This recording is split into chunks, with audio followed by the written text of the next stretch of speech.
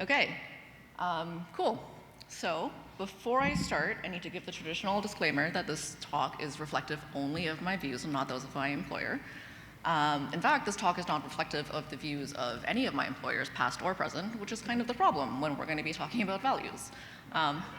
I do wish I had worked at Pivotal Labs. That sounds amazing. Okay, I'm Jenny. I'm from Toronto. It's not really important where I currently work. Let's get started.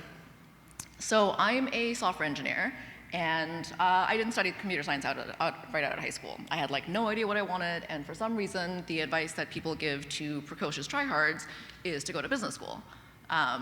Business school and I did really did not get along. It was well into the 21st century, and people were still giving advice on skirt length and handshakes and all of those things. Not only was it not my speed, it probably shouldn't have been anybody's speed. And I remember this resume writing workshop where they gave us advice, and it was hey, you should put your hobbies and sports and clubs and stuff like that on your resume, because you never know if somebody who's looking at it also played lacrosse or did Model UN, and they might just hire you for it. Which, if you think about job hunting as a zero-sum, time-per-sum game theory, Thunderdome, whatever, that's fine advice to give to a bunch of terrified freshmen. I get it.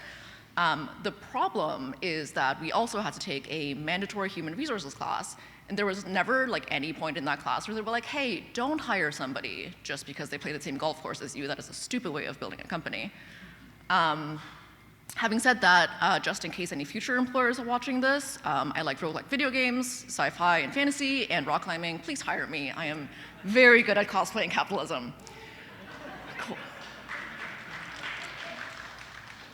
So what my school was trying to do was give us a shortcut to culture fit, although they didn't seem to particularly care if that landed us in a good culture. So when hiring panels are talking about culture fit, what they're really asking is, could I be stuck in an airport with this person? Can I get a beer with this person? And we like people who have similar hobbies, went to similar schools, indulge in similar vices, etc. All of this, though, of course, reinforces systemic bias, right? And it harms diversity. Because long after HR is hey, you can't just recruit from the one elite university anymore, cultural markers like leisure and sports are still really reliable indicators of things like class and race. And so there's not a lot of poor kids who played hockey in high school because hockey equipment is extremely expensive. And this kind of a culture fit gatekeeping really sucks. One, it sucks morally, and I'm taking it for granted that you agree with me that diversity and inclusion is good, because if we don't, that's way more than I can cover in the next 25 minutes. It sucks for anybody who doesn't have the right pedigree or the background, because they're the ones who are shut out from the culture fit. And frankly, it also sucks for the company, because if you're not hiring from the majority of the population, then you're just missing out on good talent, and you lock into tunnel vision and get embarrassed in the public's eye, because Apple is currently being sued in California for AirTags being used by stalkers and domestic abusers. This is an outcome that is as predictable as it was ghastly. The fact that AirTags were launched without safety features means that a whole array of decision makers, from engineers to product leads to managers to directors, all looked at this thing and said, yep, seems fine, right? Anybody who did sound the alarm, I'm sure there were, was ignored, and I'm guessing most of the people in that cascade of decision makers have not had stalkers themselves. So, okay, culture fit is not a great search criteria for hiring decisions. However, every time I've looked for a job, the most important thing I look at is the company culture. We've all experienced toxic work cultures. Eamon talked about several of them earlier. And any job where I have felt the culture was grinding me down, it is soul crushing, right? It seeps into everything you do. You end every day just feeling demoralized and drained. And on the flip side, any job I've loved because of the culture. And I've been very lucky in my career so far. I sometimes get to be picky about where I work, and my choice always came down to culture. And so culture clearly does actually matter. So I guess what I'm saying is hiring someone to fit into a culture is bad, but interviewing for a culture you want to fit into is good, I guess.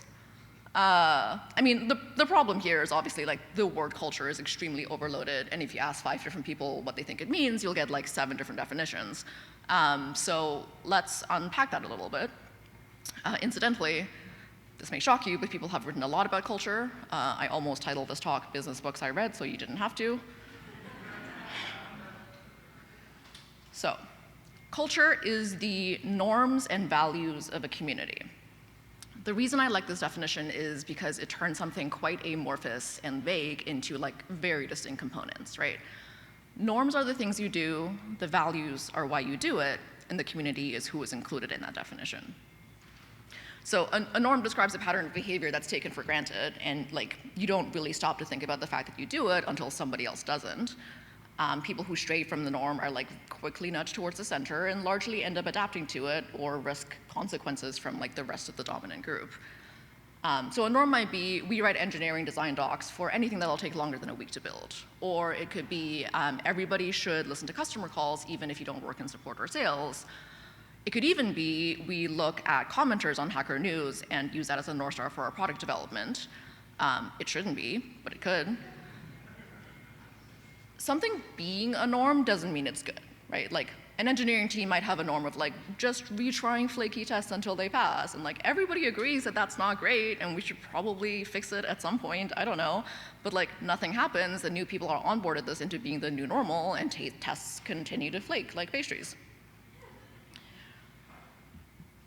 A value, on the other hand, is the thing that we think of as being like capital G good, right? It is the why, it's inherently prescriptive, and there's like a moral component.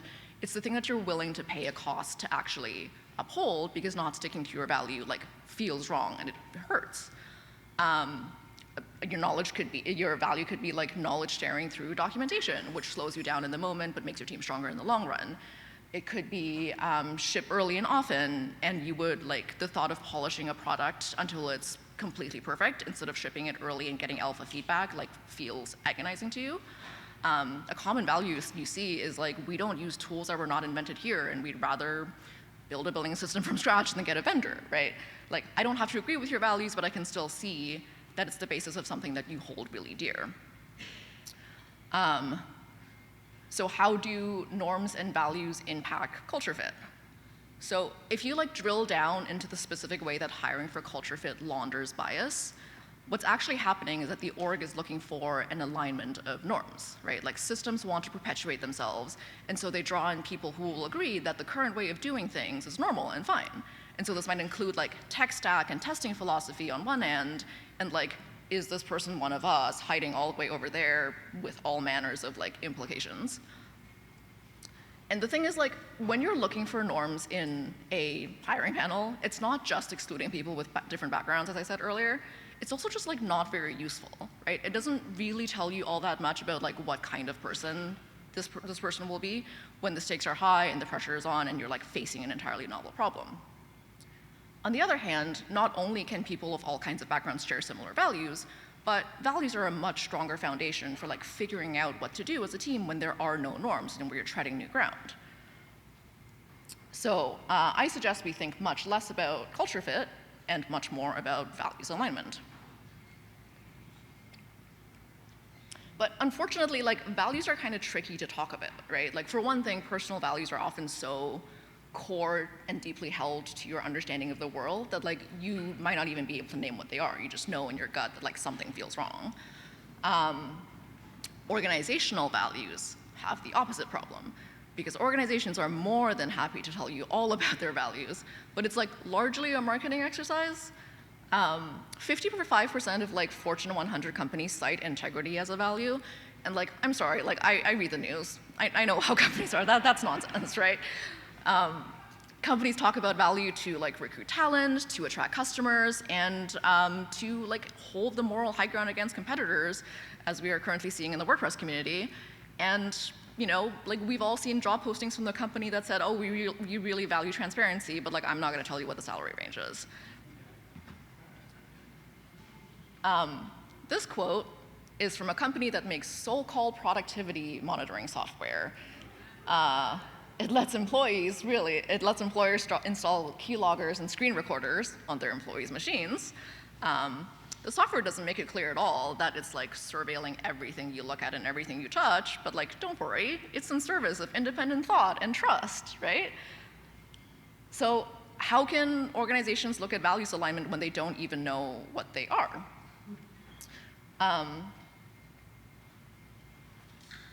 It's tempting to like dismiss corporate values as being irrelevant when they're so often co-opted for PR. But of course, like corporations, organizations of all sorts, do have values, and they're often the ones that are like inherited from founders or early key employees. They might be implicit and unspoken, and they're probably like not lit up in neon on company walls, but they're deeply baked into the core assumptions of like how decisions get made. And the funny thing about implicit values is that people inside of an organization are extremely good at deducing what they are, regardless of what leadership says, because they see firsthand the decisions that are being made, the behaviors that get rewarded and sanctioned. If teamwork is one of your values and there's that like one engineer who disappears off into a cave and comes back with 10,000 lines of code and is like heralded as a hero, you probably don't really value teamwork, and your team knows it. So if only firefighters get the glory, like nobody wants to work on asbestos removal, right?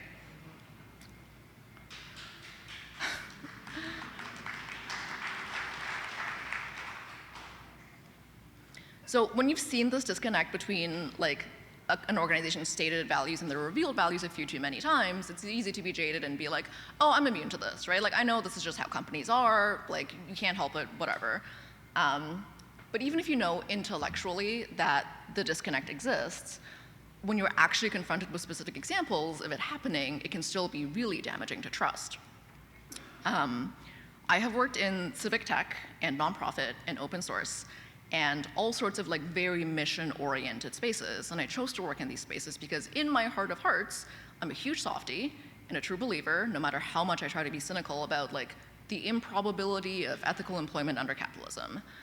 And the manifesto said the right words, and I wanted to believe, you know? And it doesn't always work out. Like, increasingly, there's research that says that burnout isn't really just about working too much. It's actually about moral injury, right? It is a break from your values. It's about the psychic harm of not standing up for your beliefs and watching unethical behavior take place without doing something about it, and feeling betrayed by someone you thought you trusted, or also feeling betrayed by yourself. Like, imagine you'd chosen to work at the ACLU because you really believed in its mission of protecting civil rights. And once you're there, they turn around and hire the second largest union busters in the country to union bust, because it turns out civil rights don't include workers' rights. And the hurt left by like this kind of betrayal lingers, and it cuts deepest for the people who believed the most, the people who like will be burnt out the hardest. And when the gap between your stated values and your revealed values becomes like a chasm, as it did here, the broken trust leaves like a trail of destruction in your culture. When I've like personally been frustrated by these gaps, what I really wanted to do was like, metaphorically, shake leadership and be like, just admit you don't care, right? Like, go install the analytics software that reports if your users are hovering at like 0.3 seconds over the buy button if you want, but like, stop saying you care about privacy. It's possible to run a company that doesn't care about privacy. Lots of people do it. But like, if that's what you're gonna do, at least admit it. But like, as cathartic as that would have been to do, it wouldn't have accomplished anything, right? Like, not just because this is the opposite of effective communication, and Marshall Rosenberg would be very disappointed in me, but like, by and large, when I'm not fuming about the latest betrayal, I do believe that like people mostly hold the values they say they do, because everybody is the hero of their own story, and everybody believes that they're acting with good intentions and making the best decisions they can. And like, I get so mad in these situations because I'm like, why can't people just do the thing that they know is right? But honestly, is that different than saying like, well, why can't developers just stop writing insecure code, right? Like, as we've learned painstakingly, you can't really improve a system by just telling people like, be better at the system. What we actually need to do is make it harder for people to make mistakes, and design the system in such a way that the easy path is the right path. If values were easy to stick to, even when the going got tough, they wouldn't be values, they would be like rationalizations. Your values should be the thing that you're willing to pay a cost to uphold, and people should have the moral courage to do the right thing, but we, often don't. So then what, right? Like, if I'm at a WeWork by myself, I wear a mask. If I'm co-working with a bunch of coworkers and none of them are wearing masks, I'm also more likely to not wear one. And like, I really do value public health. It's extremely important to me. Sometimes I don't value it more highly than I fear social ostracism. And like, I don't love this about myself, but it's true. But in 2020 and 2021, it was much easier to wear masks everywhere because it was just much more prevalent behavior. And the individual cost of upholding public health has risen steeply since then, right? But the fact that like the cost of a moral choice can rise also means that it's possible for it to fall. So, for example, like many people value equitable compensation practices. When they find out that their like equally talented coworker who happens to be from a marginalized group makes much less than they do, they're genuinely upset. Some of those people might volunteer how much they make to arm their coworkers with bargaining information, but a lot of people wouldn't, because the social taboo against talking about money is huge. And if someone is paid significantly more than their peers, there's like all sorts of guilt and fear and shame wrapped up in that, where you might be like, what if they get mad at me? What if people think I don't deserve what I make, and et cetera, et cetera, et cetera. But if you work with a bunch of people who all regularly talk about compensation like it's no big deal, and everybody acknowledges that it's like a systemic problem, then the cost of that taboo starts to look a lot less steep. So this is the core of the work. Like, this is the work we have to do. Culture change is creating the conditions that make it easier to choose to do the right thing. It's closing the gap between your enacted values and your stated values. Like, if you've examined the values of your leaders and like truly come to the conclusion that they hold different moral standards than you do, it's time to leave, like spiritually or literally, right?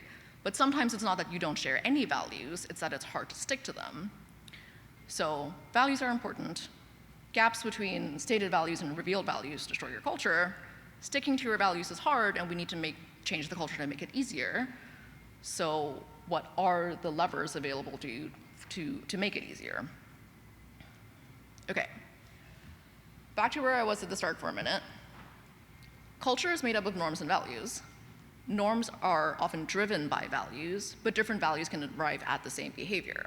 So like, let's take the example of writing documentation. It can be driven by a value of institutional knowledge, where you're like happy to write docs because you really want to be able to share this information with your future selves and with your future colleagues, and even after you leave, the knowledge stays, right? That's an important value. In a different organization, the practice of documenting stuff could be driven by the value that like when something goes wrong, someone has to take the blame. It's a warped view of accountability, but I see it everywhere. And so documenting becomes the norm because everybody's trying to cover their butts to prove that like there was nothing they could have done to prevent the incident, and that other team over there didn't document it properly, and just like check their version history, right?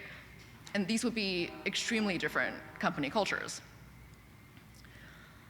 The fact that the same behavioral norm can have its roots in different value systems also means that norms are easier to change than values.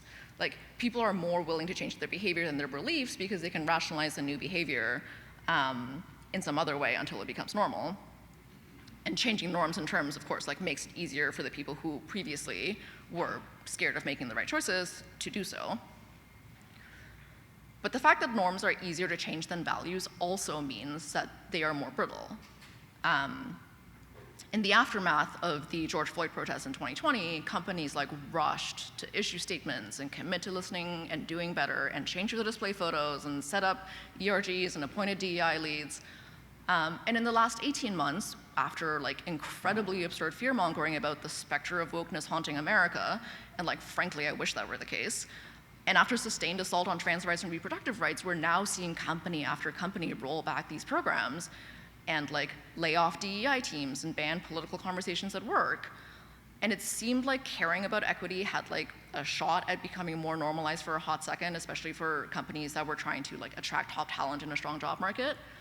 But the norm was still new and it was fragile, and it was still driven by the old value of maximizing PR. And after the Overton window had been ranked like far enough back to the right, and a few 100,000 layoffs, struck a blow for labor power, it was easy to reverse the norm before a new generation of workers who grew up with it came to expect it. And so that's the catch-22 of culture change, right? Like fully integrating a new norm is incredibly difficult without changing the underlying values, but values aren't likely to change until the norm becomes normalized. So any culture change effort requires constant reinforcement to make sure the norms don't regress before the values take hold. So what does this actually look like, right?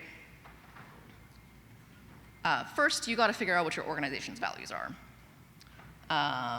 No, wait, hang on. In this house, we do zero indexing. Step zero. Step zero, you gotta figure out what your own values are. I'm throwing this out like it's just like a casual thing and it's no big deal, but it's easier said than done, right? Like introspection can be scary and unsettling, and I'm not gonna stand up here and tell you there's this like one weird trick to discover your core values. Although, my startup hot take that I also fervently believe is that you should not be allowed to start a company until you've been to therapy.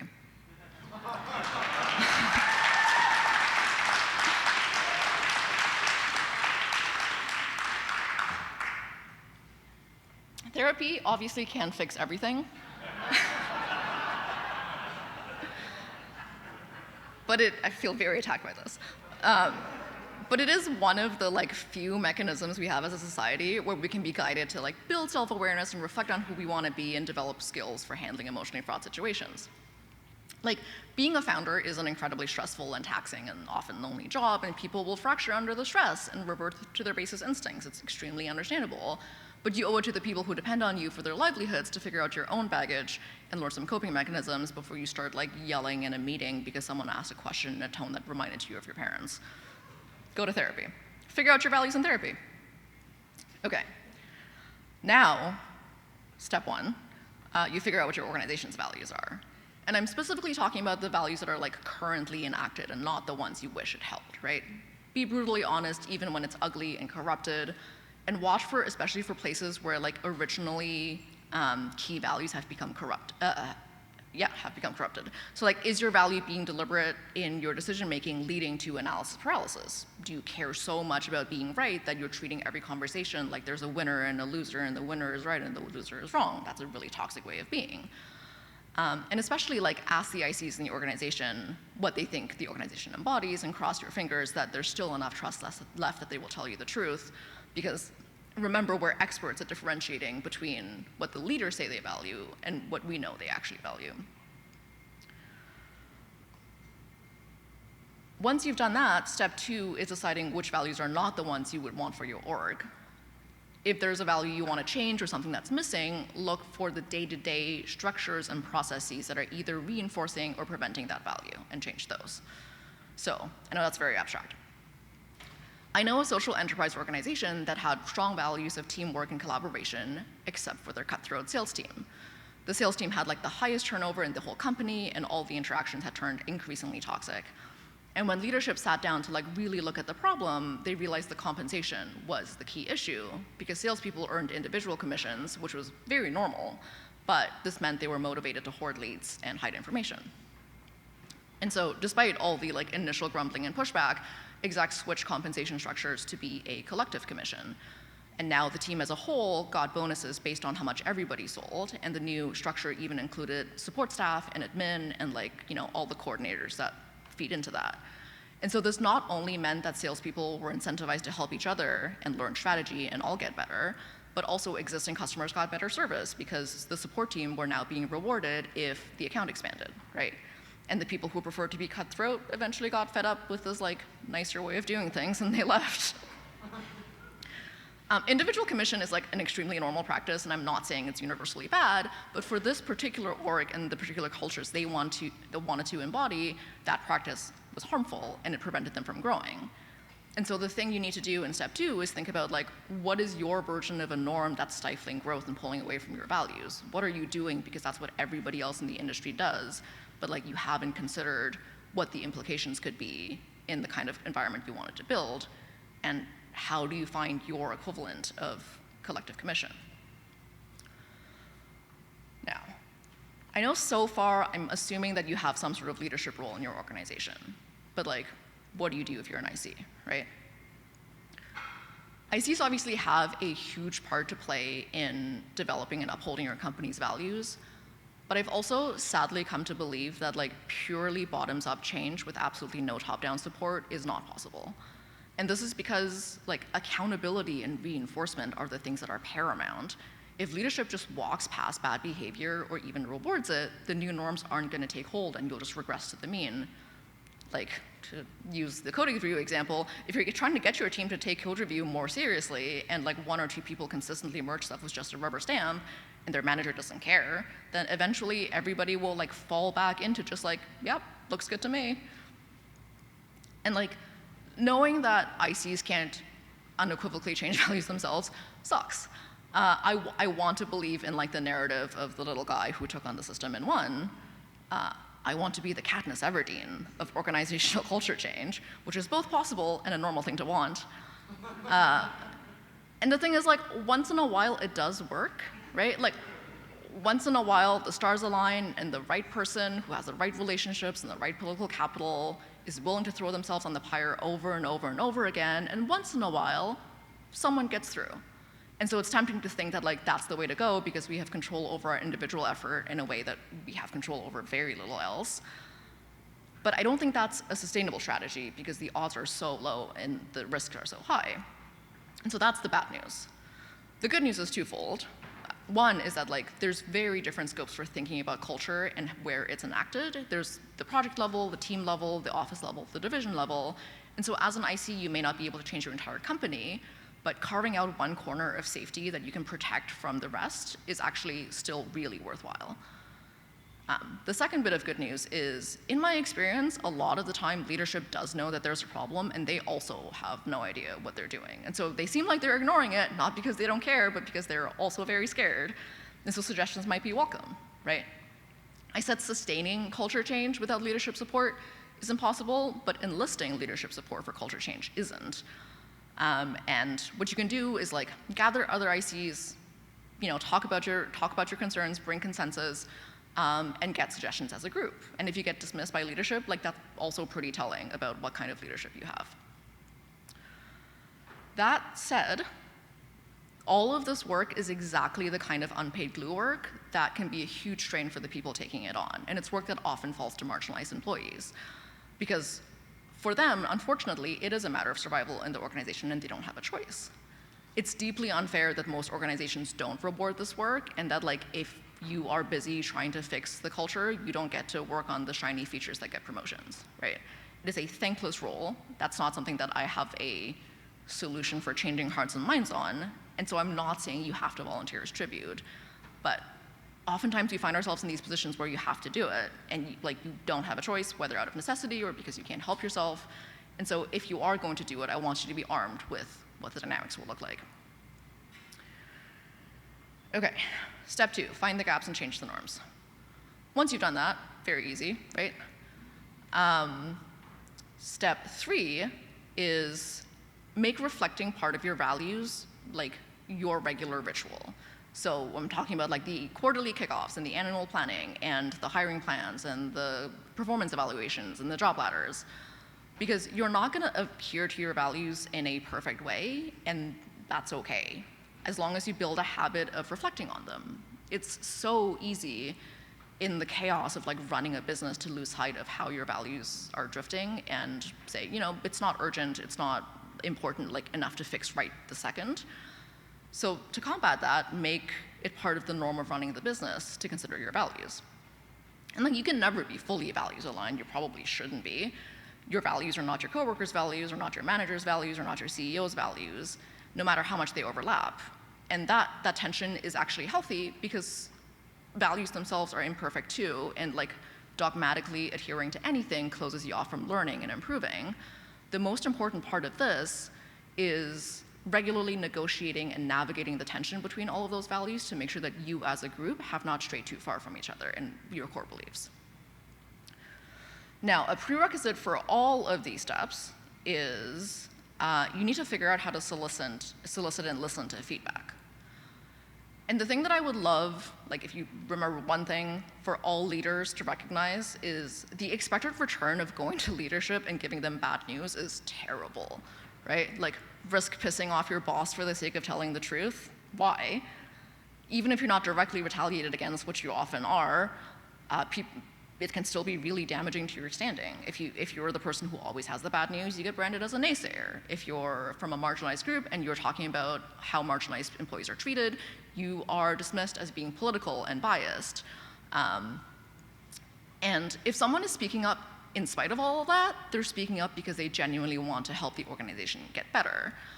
So this means you have to learn how to hear the message even when it's being imperfectly delivered or even angrily delivered by someone who has been really, really hurt. I've been part of a bunch of organizations that had leadership AMAs, right? And at each of these organizations, there were periods of times when the questions that were being posed in the AMAs were kind of rude and mean. The organizations were struggling through a lot of rupture and change, and the people in them were struggling too. And in each instance, the organization responded to this by reducing AMAs, imposing restrictions, and just generally cutting off the avenues of feedback. Which I don't necessarily think that that was in and of itself the wrong response, because not all venues are suited for all forms of feedback, and sometimes you need to be thoughtful about how negativity gets brought up so it's not amplified and it turns into an unproductive echo. But in none of those situations was it ever acknowledged that these grievances didn't just spring fully formed into being one day. They were the culmination of people having tried to raise the alarm over and over elsewhere and being ignored, and now all of that frustration was boiling over. And instead of recognizing that, there was just a lecture about tone and civility, and things moved on, and the hurt festered, and the people left. And so one of the key skills leadership's needs in the situation is to recognize that when they themselves are feeling defensive, it's because they're feeling cornered and attacked. And you need to be able to learn how to notice that feeling so that you can choose not to react in the moment. Because the power differential between leadership and IC means that when leadership lashes out, it's not just a momentary conflict, it's a signal to your team that this is not a safe place to provide feedback, and your team learns from that. When confronted with a tough piece of feedback, regardless of if you agree with it or not, you don't have to have an answer or a solution in the moment, but you do need to have the emotional awareness to acknowledge the risk that your team took in giving you that feedback and appreciate that it's a difficult thing to do, and take accountability for following up once you've had time to reflect. So, again, go to therapy. My final thought is this. I've spent a lot of time thinking about values in the workplace in my career, because whether I like it or not, work is a huge part of our lives, right? And work doesn't exist in a vacuum. It's a reflection of all of the broader social patterns that we're all swimming in. And for me, at least, work often feels like a place where I have a little bit of agency to affect change in a way that I sometimes don't have elsewhere. I said at the beginning that culture is the norms and values, and it's the norms and values of a community. Thankfully, we're mostly past the collective delusion where we think work is family, but the workplace is still made up of people, and it's a network of relationships, and this community can be a network of care if you let it, right? One thing that I personally find a lot of comfort in when I'm struggling with burnout from mismatched values is stepping back from the fight with the institutions and finding ways to invest in my coworkers instead. Because changing the culture of an organization is incredibly hard, even with leadership buy-in, and we can't always change the conditions at work. What we can do is finding joy in lifting each other up and in being supportive and in sharing triumphs and commiserations and solidarity and all of the memes. And that is the thing that'll make a difference in your day-to-day. The thing about values is that they're prescriptions of what you find good in the world. They're the things that you want to fight, to preserve, and to advance. And whether you have those fights at work or beyond, your relationships are the ones that are gonna form the basis of that change. But ultimately, your culture is the water you swim in, and if you don't actively, intentionally tend to it, you're probably not gonna like what grows in the deep. And neglecting the role of values in your culture makes it a lot harder to see when all of it starts to fray, and those tears will continue to pull and rip in the dark until it's way too late to repair them. So it is well worth doing the work of bringing them out into the light, and this is the work. Thank you.